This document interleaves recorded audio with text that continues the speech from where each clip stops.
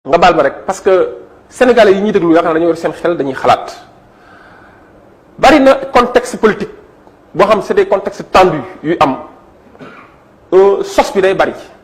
manipulation bi day bari désinformation bi day bari Seydou Diouf li mu wax ma koy wax mu retiré ko waa Pastef doxuñ ci violence Ousmane Sonko ku ko xool musta oo kenn ci violence te Pastef bokk na ci parti yi gën a exemplaire fii ci Sénégal nga may ma rek ma am lu ma leeral parce que fan yii sànq léegi dama jox xibaar ñu ni ñoom tamit recruter nañ seen i nervi ñu ngi prêt pour attaquer responsable këru responsable Pastef yi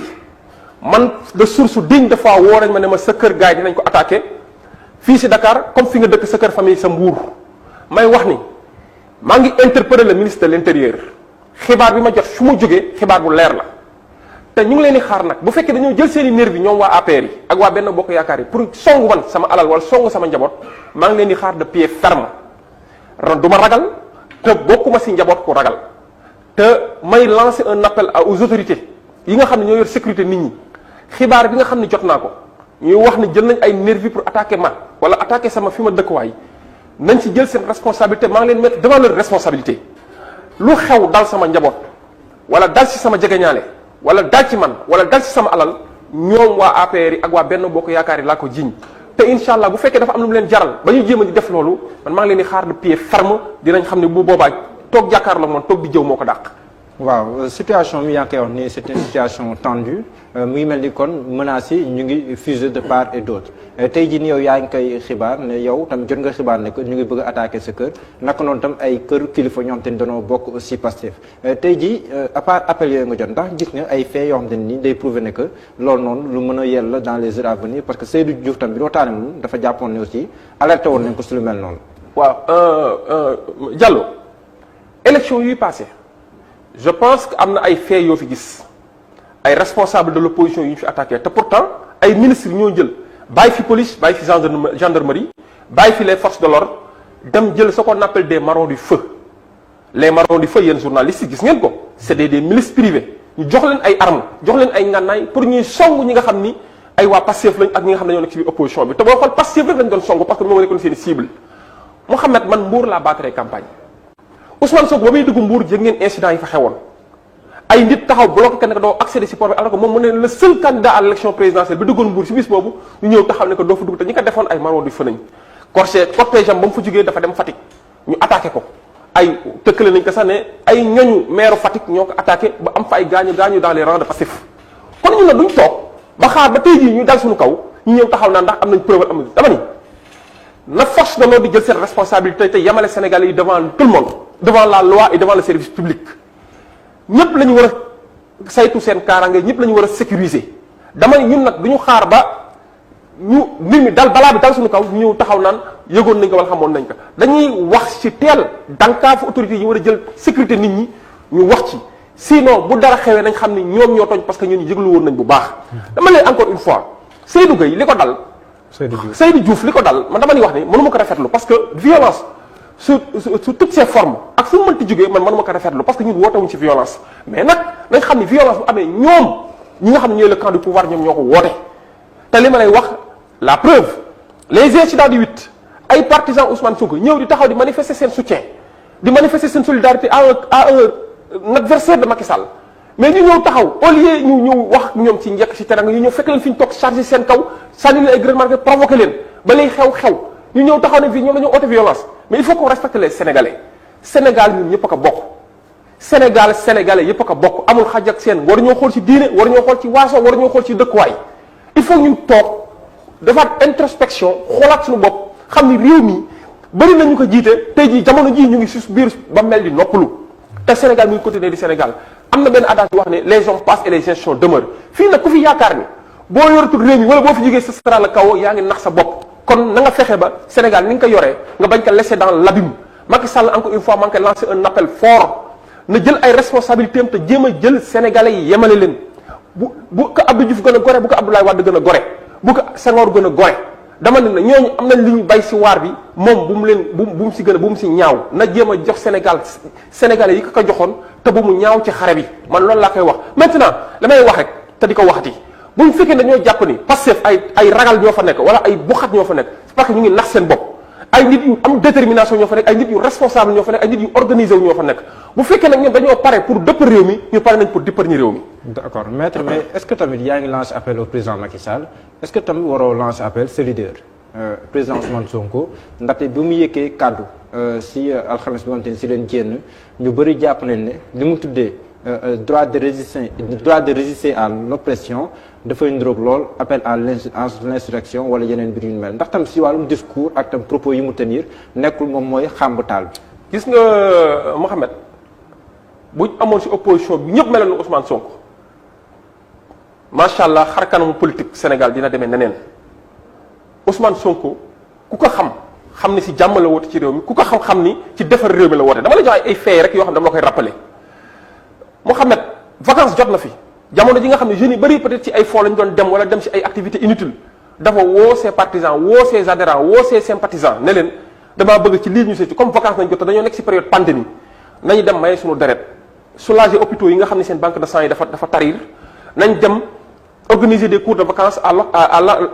au profit des élèves yi nga xam ni peut-être mas mi tax na seen programme garde dañ ko accéléré suñu bëri ba tax na cours yi ni ñu ko war a joxewuñ ko je pense que ku def loo pare woote mbay ne leen nañ dem vacances agricole patriotique woote ci mbay ba gis nga résultat yi mu joxe je pense que kooku jàmm la mu sa woote xar kanam bëgg réew mi la woote. maintenant pour répondre si sa question nga ni est-ce que war ñu ko wax moom mu ànd ak dal parce que dafa wax résistance may fàttali ni gis nga résistance nit ku nekk saa yow yeewoo rek constitution moo la may bu nit ñi ñëw di attaquer si sa alal wala attaquer la si sa àq si sa dignité. wala di ñëw di la attaquer si sa jëmm mooy sa intégrité physique yoon moo la may ne la waroo bàyyi ñu lor la résistance répondant la par rapport à une attaque Ousmane Sonko wax na attaque bi diabolisation yi ñu ko fi defal attaque personnelle et physique yi ñu ko fi defal durant la campagne présidentielle gis nga fi ne ay sièges yu Pastef au niveau des départements au niveau des régions à l'intérieur du pays ay sièges yu Pastef ay nit attaqué nañ leen jamono jee si ginnaaw Pastef Saint-Louis gis nga fi seen siège gaa dañ ko attaqué yàq fa lu bari avant les élections gis nga ne suñu siège bi nekkoon Yoff ay nit ay Samba Boy ñu tekkiwu dara ñëw nañ fekk fa rajaxe li fa nekkoon yëpp yàq li fa nekkoon yëpp loolu image ñëpp a ngi koy gis ba loolu sax poussé woon nañu ñu sentir suñu bopp si benn insécurité dem tuxu délocaliser suñu siège dem tuxu si Mermoz bi gis nañ fi sax Mermoz bi ñu tuxu am na effigie bu mag bu président Ousmane Sonko bu fa nekkoon ay Samba Boy ñëw nañ fa saboté ko yàqate ko xam nga loolu kuñ koy def yow lañ attaqué maintenant s'il fait un appel à la résistance je pense que dama lay delloo nga dem xool constitution bi lan mooy résistance aussi bien dans le préambule que dans le corps de la constitution le droit à la résistance est un droit constitutionnel benn ñaareel ba y a même un adage à droit qui dit que devant l'entêtement de l'oppresseur devant la violence de l'oppresseur la résistance est un acte légitime est un acte salutaire loolu laa bëgg ngeen jël fa camp fa débat Ousmane Sonko wootewul kenn génne leen ñu yàqal gën mais am na droit ne depuis ay années ngi nii li muy traversé si ay difficultés li muy traversé ay jafe-jafe li muy traversé si ñuy dal ci kawam ñuy dal si njabootam di dal si kii ba dem di dugg ci vie privée je pense que dafa jot ñu ni résistance mooy lan résistance mooy ki nga xam ne dafa jóg am détermination pour ñëw yàqal la koo di nga taxaw pour jàmmarloo moom te ñun loolu la ñu woote te loolu dañ koy assumer en toute responsabilité yow fi nga nekk fii di liggéey muy seen wet bu ay samba booy ñëwoon di dal sa kaw boo mënee fayu avant sa bakkan di ci lor di nga fayeeku c'est ça la résistance boo ko xoolee si beneen pendant sa day dem nekk benn li ñu naan légitime défense c'est de la résistance parce que nit ki ñëw pour lor la jamono ji ñëw pour lor la bakkatam sa bakkan moo ëpp valeur bakkanam loolu laa bëgg ñu yóbbu fa débat ba te xam ni te jéem a dal ji nga pouvoir bi seen cël jàtt yi ñu nekk nii ay arrestation abusive arrestation en masse yi jéem a décourager wala intimider des militants de Pastef wala jéem a décapiter le parti Pastef c'est peine perdue ils n'ont qu'à arrêter 100 000 militants 300 000 militants dinañ continuer xeex bi dinañ gis jël parti bi liggéey bi te xam ni Sénégal ak sénégalais yi parti Pastef nañ dëgmal. le fait que aussi mu évoquer la Casamance si déclaration boobu nga xam ne defoon nañ ko ñu bëri dañoo jàppoon ne que yellu woon si période bi nga xam ne Sénégal dafa soxla booloo Sénégal dafa soxla nekk benn mais mu mel ni aussi kuy wax si Casamance si anam boo xam ne aussi mën na indi ay jiixi jaaxal loolu tamit lan nga si tontu. ma koy gërëm bu baax moom Ousmane Sonko si déclaration boobu parce que loolu dafa am lu bari lu ma leeral Ousmane Sonko. heureusement ba mu juddoowee Thiès heureusement ba yaayam nekkee séeréer da ko xombal heureusement ba maamam nekkee waa Ndar dëkk Alaaji Maam Rawaan Ngom Pasapal région de Saint-Louis heureusement ba papaam nekkee Joola mu dëkk Casamance Ousmane Sonko yaakaar naa war na boppam ne moom croisé la de toutes les ethnies séeréer Joola wolof benn mu juddoo nag si diggu Sénégal maintenant Mouhamed nga nangul ma ni du nit mooy choisir fu muy juddoo ak nu muy juddoowee yàlla def na ni Ousmane Sonko Ousmane la tudd Sonko la sant papaam Joola la Casamance la yaroo une partie même de sa scolarité nee nañ def na ko fu mel ni Thiès ak fu mel ni Sébikotane te loolu ñu nangul ko waxul Casamance pour waa Casamance ñu ñëw ci boppam au contraire Ousmane Sonko ba muy wax loolu dani moom fas yéene la dugg di liggéeyal Macky Sall ci gouvernement xalaatu ko tey xalaatu ko ëllëg lenn rek la mënoon a ànd ne mën na ci liggéey moo wax moom Macky Sall mooy ñu jàmm ci sa Casamance moom nangul na ko mais étant dans l'opposition mu wañ loxoom pour jàmm ñëwaat ci Casamance. je pense que Mouhamed loolu ñëpp ko war a saluer mais ñëpp ko war a rafetlu koo xam ne ni dañuy opposant radical la parti mu déclaré sama parti opposition radicale nañ nekk bu ma mës a toog ak Macky Sall di bokk ak moom gouvernement je pense que position n'est pas assumée n'est plus assumée que cette position mu ñëw taxa ne waaye nag fenn rek laa nangu ne war naa faa mën a toog ñu liggéey pour Sénégal mooy jàmm ñëwaat ci Casamance foofu mu ni benn pare na pour jël ay responsabilités am pour ànd ak Macky Sall ci jàmmi Casamance loolu Macky Sall pour man dafa waroon saisir cette occasion historique pour wax ne Ousmane Sonko c'est un modèle de citoyen waaye yi jéem indi jaaxa naan pourquoi mu tudd Casamance mel ni Casamance bokkul ci Sénégal encore une fois may leeral foofu dañ naan conflit Casamance ba jégal ma c'est pas un conflit casamançais c'est un conflit sénégalais mais situé dans la partie sud du Sénégal qu'on appelle la Casamance tey jii est-ce que ci coow bu amoon biir Ndar dañ naan conflit Saint-Louisien pourquoi ñu bëgg taxaw di indi ay clichés ci partie sud du Sénégal mel ni bokku ci Sénégal c'est un conflit du Sénégal et qui doit être réglé par les Sénégalais pour les Sénégalais mais c'est un conflit qui est situé en Casamance je pense que loolu sax day wane ni échec la ci gouvernement yi échec la ci autorités yi fi jot a jaar bu ñu bëggee taxaw ba mel ni di wane ni Casamance bokkul ci Sénégal Casamance partie intégrale en part entière la ci Sénégal te ci loolu incha allah Ousmane Sonko la preuve élection présidentielle jot na mu def meeting Casamance mu ni bis bu ko yàlla dénkee réew mi ci buntu Macky bi lay taxaw woo leen ñoom ñëpp ne leen teg leen seen i ngànnaay ngeen ñëw ñu toog waxtaan ci réewu Sénégal pour jàmm ñëwaat xam nga Ousmane Sonko dafa nekk espoir boo xam te ni non seulement pour la jeunesse sénégalaise mais même pour le conflit pour la paix au Sénégal pour le conflit Casamance dafa nekk espoir bu mag maa ngi dégg Ahmed Khalifa Niass di ko wax ne Ousmane Sonko dafa bokk si ñi yaakaar pour jàmm ñëwaat ci Casamance jàmm ñëwaat ci réew mi notamment coow li am ci biir Casamance te loolu il suffit que nga xool Ousmane Sonko benn déplacement am rek biir Casamance rek nga xam ni ñëpp seen xol yi day booloo nekk benn ñoom ñëpp ànd xàccandoo di dóorandoo loolu nag c'est une occasion qu'on doit saisir bañ ko persécuter ba tekk si li ñu naan si ay yoon yu baax encadré loolu pour Sénégalais yi ñëpp ñoo bénéficier aussi loolu nag ku yaakaar ne Ousmane Sonko loolu da ciy jógee parce que da nga koy xoqatal wala digg def c'est parce que da nga xamul kuy Ousmane Sonko da nga xamul kuy waa Pastef. tudd nga am na Khalifa Niass mais moom tam jàpp na ne Ousmane Sonko ku jege MFDC la ndax tamit loolu loo mën a nangu la yow. xam nga luy jegeñ MFDC bu fekkee dëkk Casamance mooy jegeñ MFDC xanaa Abdoulaye Baldé ku jege MFDC la d'autant plus que mooy le maire de Ziguinchor te ay Ziguinchor waa ñoo ko votel xanaa kon autorité politique ministre yi Assome Diatta bi nga xam ne mooy ministre du commerce kon ku jegeñ MFDC la parce que waa foofu la moo ko Ousmane Sonko ñoo bokk dëkk bii ñoo na il faut qu'on arrête Ahmed Khalifa Niass yàgg na di gis naa ko fan yi sax changé na discours mais yàgg na fi di diaboliser Ousmane Sonko waxoon na fi ne Daesh la bokk waxoon na fi ne salafiste la ñëwaat na fi ne MFDC maintenant léegi mu ngi dem ñëw ni doo comprendre ressaisiru na nee na Ousmane Sonko nag ku baax ci Sénégal la parce que non seulement pour notre démocratie pour la paix en Casamance ko jege MFDC loolu amul Ousmane Sonko a toujours fustigé les actes et les attitudes des mouvements des bandes d'agresseurs et des bandes rebelles yi nga xam ne ñoom ñooy sévir au niveau de la Casamance ñoom nag ñu si bari na ñoo xam te dañuy nekkoon sax si biir Macky bi Ousmane Sonko ba mu nekkee candidat à l'élection présidentielle seen xel dafa dal ñu jàpp ni encore une fois am nañ interlocuteur am nañ koo xam ne ni benn porte-voix la boo xam ne ni dina ma taxaw représenter auprès des institutions de l'État pour au moins li ñu naan une paix définitive et une paix sincère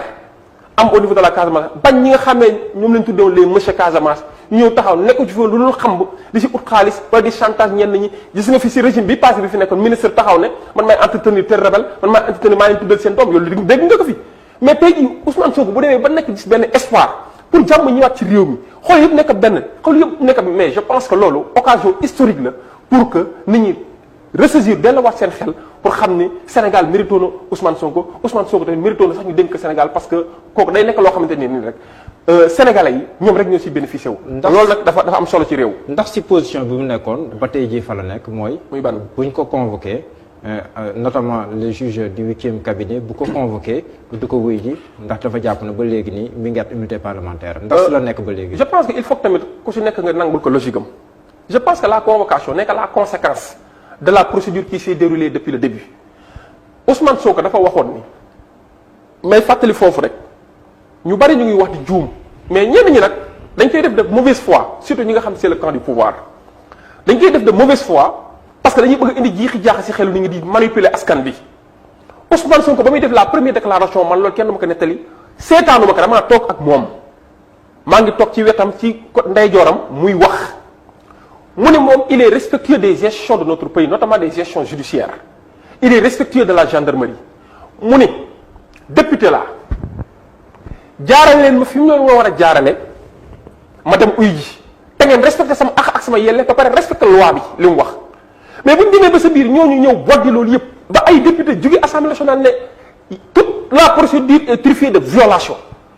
ay député ñi nga xam ne ñoom ñooy tey voter la loi ñoo war a sécuriser la loi ñoom ñooy dem di violer la loi pour rek éliminer un adversaire politique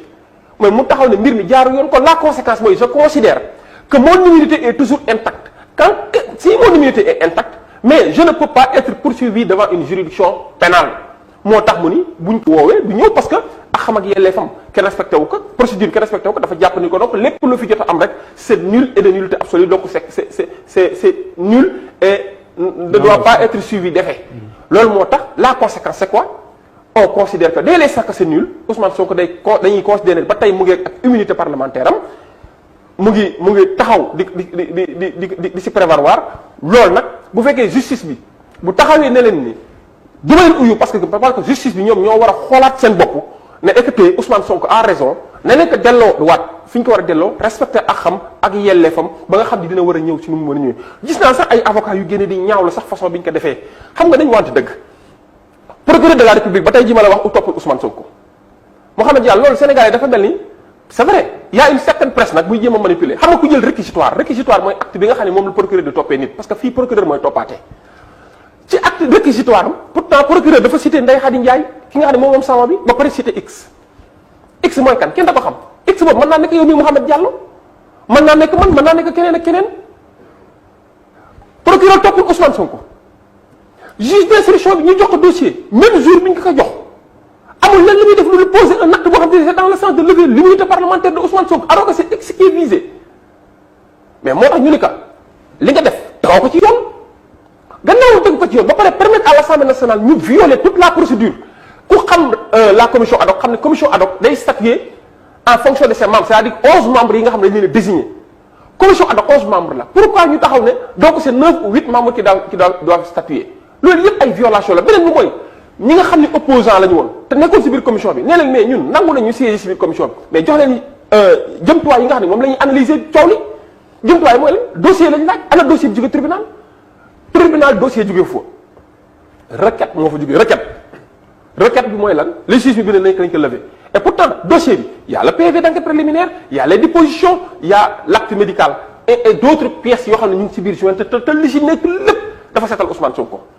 dafa seetal Ousmane parce que dañoo wax ni ay affaire viol la man du ma dugg sax ci ay viol ak ay massage ak yooyu xam nga dès l'instant que c'est un complot alors que PV bi commencé na démasquer comploteurs yi ñu demande avocat yi demande à ce que pour enquête bi ñu continuer ko pour mën a kii procureur ne moo lànk kenn du poursuivre enquête bi parce que peut-être bëggul ñu feeñal comploteurs yi mais loolu les Sénégalais vont apprécier et vont en tirer toutes les conséquences loolu mooy cooli maintenant dina uy ji wala du uy ji nee na du uy ji ils n'ont qu'à tirer toutes les conséquences c'est à la justice d'apprécier mais nee na du uy ji te loolu du ci dellu ginnaaw. lu si nar a topp moom mooy buñ ko convoqué te wuyuwul am na beneen mbir bu taxaw mooy mën nañ koo jëli si doole ndax foofu tamit mesurer na conséquence lu si mën a am wala lu si mën a rote bu ko waree jëli si doole. je pense que Ousmane Sonko nit ku responsable la xam na ni état moo ëpp ñëpp doole xam na ni état am na ay jumtukaay yoo xam ko utiliser ku bëgg a écraser da lay écraser mais xam nga dafa ñëw taxaw ne la xam naa comploteur bi xam naa ki ne si derrière lépp mais bu fekkee dafa bëgg utiliser loolu justice te du ci feeñ day nax boppam na pare te xam ni du yomb ci moom bu fekkee daf ko bëgg a ren ni na xam ne ay loxom dina tax deret loolu leer na je pense que loolu ku la ko wax góor moo la ko wax da ngay répondre comme góor ni moom mais amul di làqatu fenn pour di wut ay raccourcis foofu nag may lancer un appel aux acteurs judiciaires nañ xam ni l'histoire retiendra que justice tenté nañ di ko utiliser pour des histoires purement politiciennes mais lancer un appel aux acteurs judiciaires nañu xam ni lépp lu ñuy rendre tey wallahi seen biir bàmmeel dinañ ci ñëwaat dinañ leen ci interroger ma leen di wax ni Sénégal amoon na way wu rafet justice mais depuis Macky Sall ba mu faloo ba tey xel yu bëri ñu ngi am jiixi jaaxa ba kenn wóolatu justice te ay si biir justice ay kilifa si biir justice nee nañ il y a un problème au sein de la gis nga fi ay magistrats yu démissionné gis nga fi koo xam benn procureur boo xam en pleine audience nañ ko dàq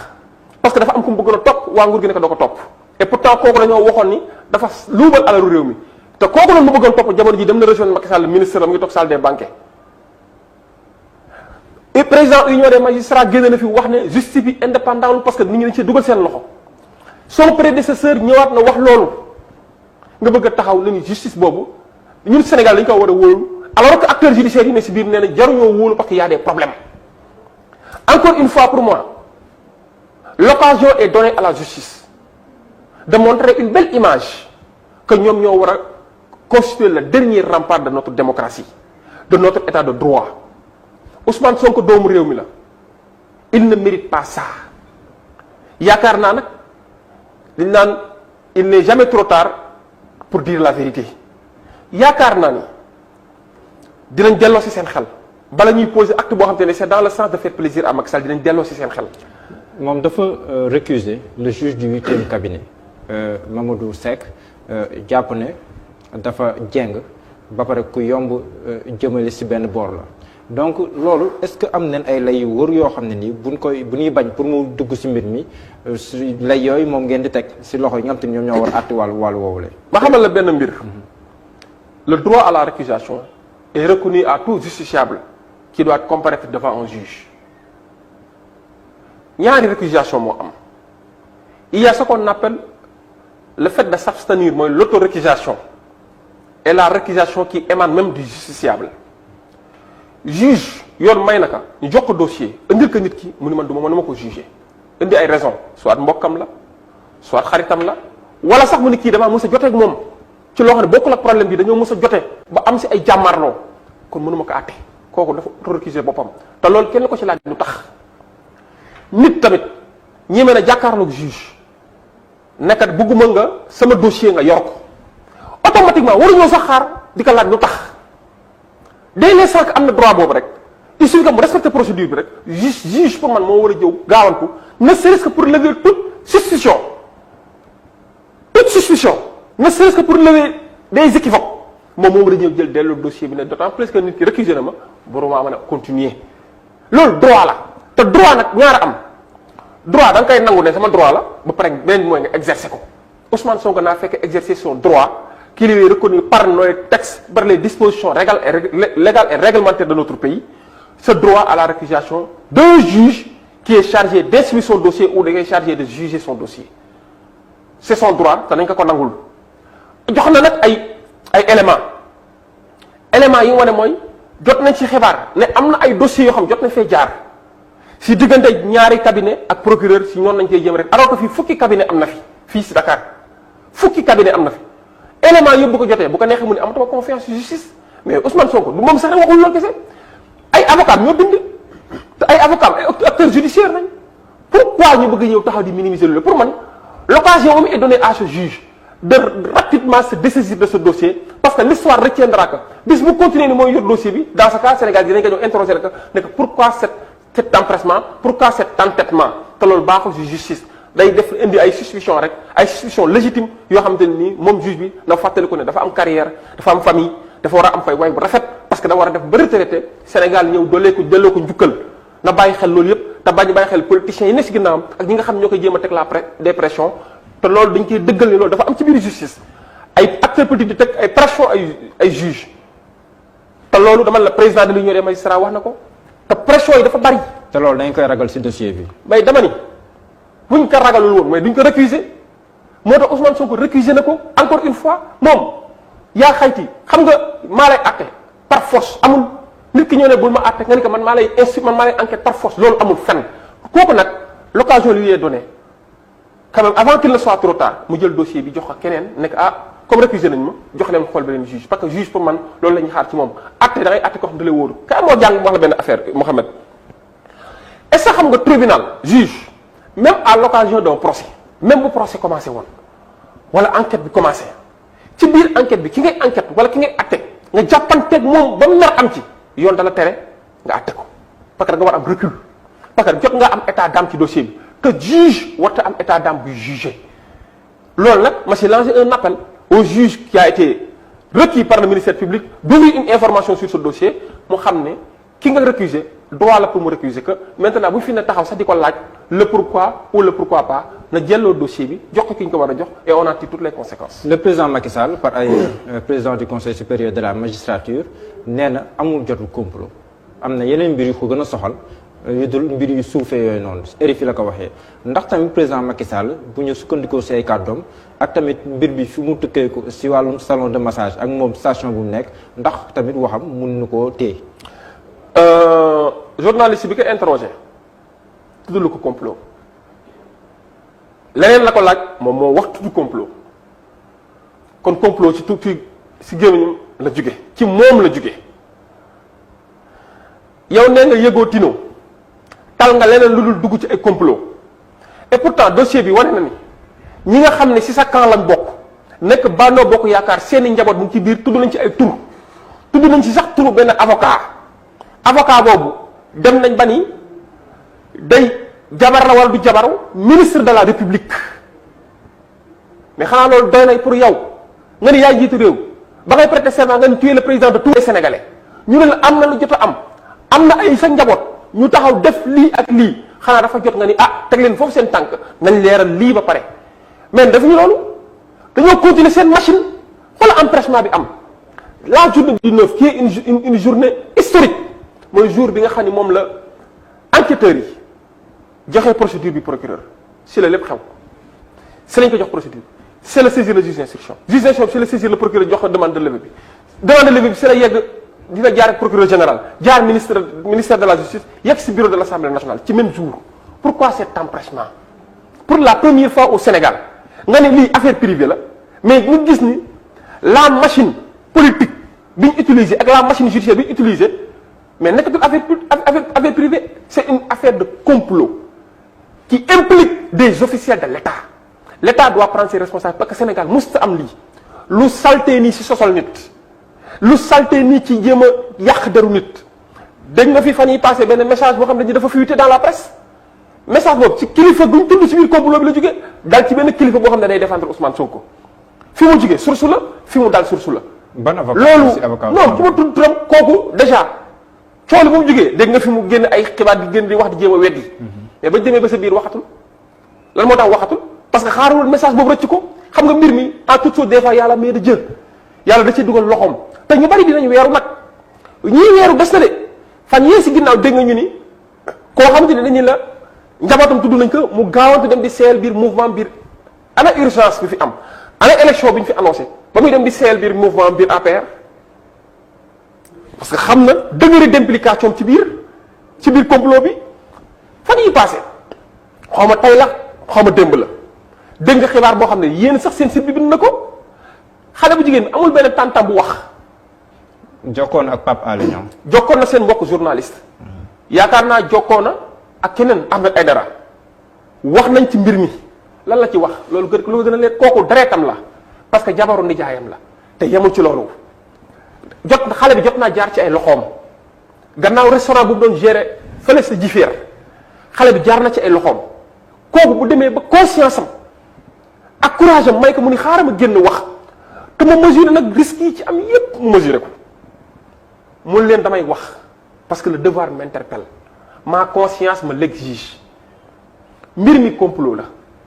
xale bi avant cooli di am waxoon na woon na ndijaay di nga wax man maay marché Ousmane Sonko avant cooli di am woon na ndijaay ji nekk dafa am ay nit yu ne sama ginnaaw nee nañ pour ma sosal Ousmane Sonko ndijaay te lan la ko tontu comme mbirum politique la nañ la fay lu ko jar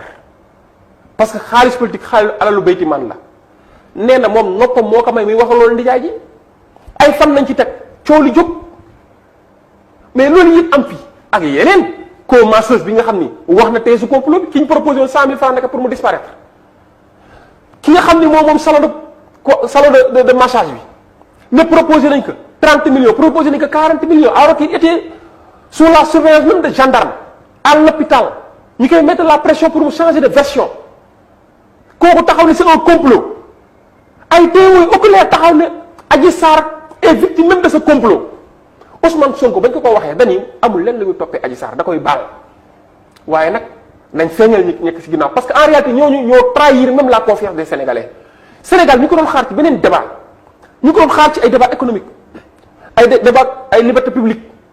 ñu ko doon xaar ci suñu développement ñu ko doon xaar ci loi yi nga xam ne c'est des lois yoo xam ne baaxul ci réew mi dañuy fexe ba jëm ko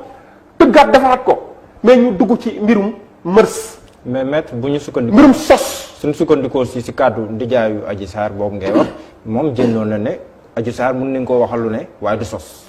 xam nga dafa am wax ngay boole ñaari wax am na figure de style bi dama ko fàtte sax ñaari wax yoo xam benn bi day weddi morom mi xam nga nit ki xamee nañ ko loolu lañ ko wax xamee nañ ko waaye du sos lan mooy ku mooy ku dul wax dëgg ku mooy kuy sos ku mooy koo xam te ni dañ naan kaan da ngaa demoon marché muy demoon marché feneen école laa demoon loolu mooy ku ak ku sob nga baal ma ci kàddu gi olof bu daan sob c'est parce que nit ki day dugal ci lu yoonam nekkul nit ki day wax lu xam yoonam nekkul day wax loo xam dëppawul ak dëgg kon mënoo taxaw ne nit ki dafa sob ba pare nga ñëw taxaw naan waaye du fen loolu amul dañ ko wax nag ñoom dañ ko wax rek parce que fibre familiale moo tax